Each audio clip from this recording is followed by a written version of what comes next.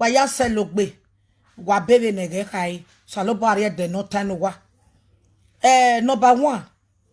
Ni kaso ne begbe pae e Frank Victor. E pae Frank Victor. Osalobo no mo kwezoro wa no wa be pa atiti. Kemi no siezo no wa be pa atiti wa ga nwa mezo ni gi dojo. Venu wa evaya we megbe last year, ru wa ya we megbe beje na. Ope ani la wa epo, okori la wa epo. Ukpo na ga promote wa. Emi no do wa worion osalobo ga we no wa ukpo na. Wa ga jame hwe, wa hwe ve, wa hwe logoma, wa hwe baby, wa hwe miame. Wa hwe kwa accident, wa hwe kwa sedan, wa hwe kwa ezo, etin Jesu Christi no me mafa. Emi ni me believe ge on wa tamowa. Emi no eri. E me believe. O me ni na gelega eri. E party ti. O mano wa respect o mano. Party ti na very na wo ma gele mu egbe eri oto. O mu egbe eri oto. Me party ti ri France. Every day. Imoto omuri. Do boma so etike Spain, we moto adi France. E party ti Mario wa me one day. O me do wa me kuku, o me do wa me fofo. E store on a bomere. Ma be party ti ma be ari restaurant si bi yo we. E store bomere. Oga ire. Ugbeso ya be ya de mi o lele me ma ya koko dame. Because me ari store ina life store ni me dey busy.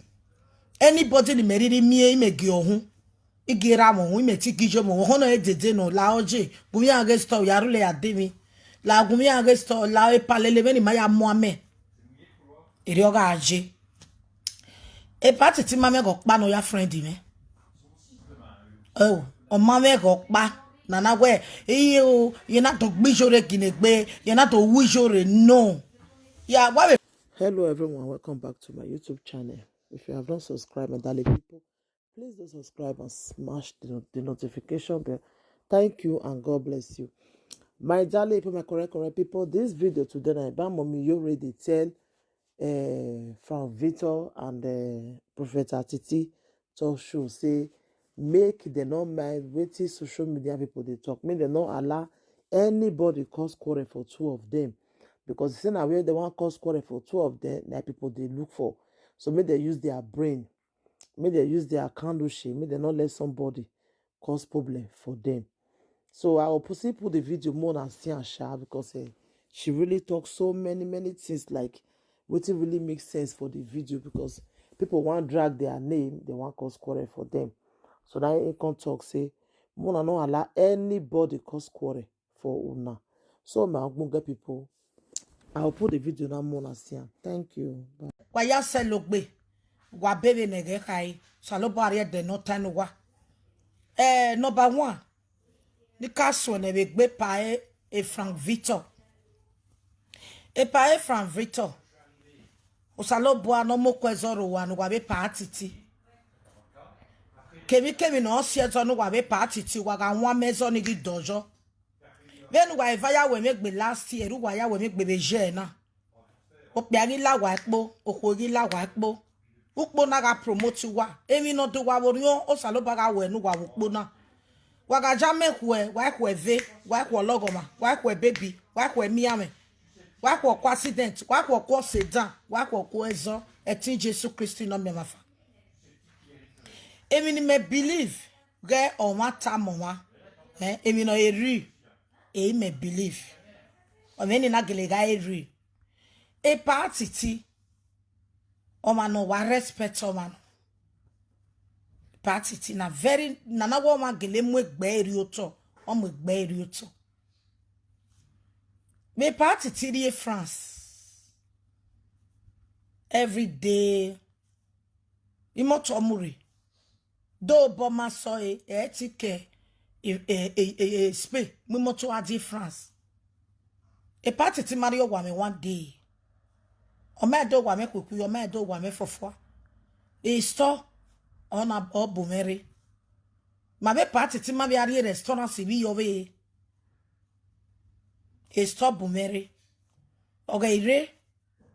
Ugbeso ya be ya de mi olele me ma ya koko dame. Because me ari store ina life store ni me dey busy. Anybody ni me ri mi me gi ohun. Igira mo me ti gijo mo hono e dede no la oje. Gumi age store ya rule ya de mi. La gumi age store la e palele me ni ma ya mo ame. Eri oga aje. E party ti mame go pa no ya friend me. Oh, o mame go pa. Nana we you not to bijore ginegbe, you're not to wijore no. Yeah, what if you know what be friend the party ti, you what be tag we be friend day. A party ti mo say na o e telebu or fresh. E gba ma be party ti me like.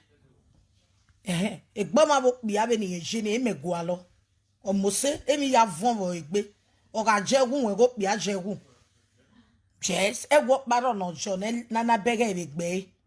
O ma okwo bobo me kin iro gwama ti o ma rokpa iro gwama ti be party ti re ogun megun ina we mo say eri my vibe wa do ya ko okedo pa o ma boy ma je we gbera we maybe ma je supermarket ya be je supermarket ogun me via ma me ne gie ni na hu won wan naira be store wa mi pa me ni ne 20 ni no je no tan be yana kere ofo ogun me mo adie store. We palagume because in my business you not do with France. So that way storm wa packing motor you pick up. So ina wa be lele wa be tabi lele. Ima lele.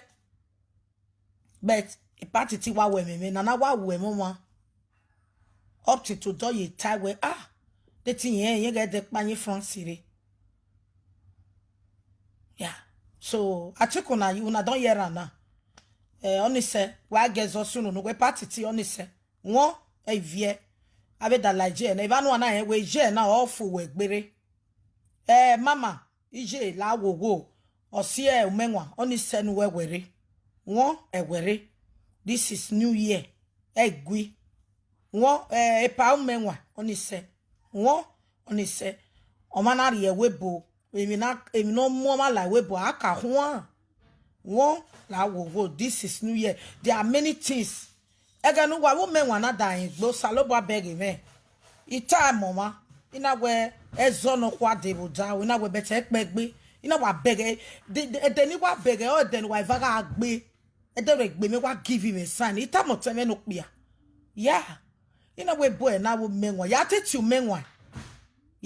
menwa ni ka mo menwa be careful the spirit meta mama we ezo debuda Betty mata na saloboa ogba ogwa wage igwi won agwi egin agun aji but awe mi no ma egin agun ajo especially a live video na no wa like ezo obunse no jezo yari eva obunse ma be we type na we akabe ne ebe na titi ya o me ma be ya yaru lere there is nobody na titi me time ma we we mi jore.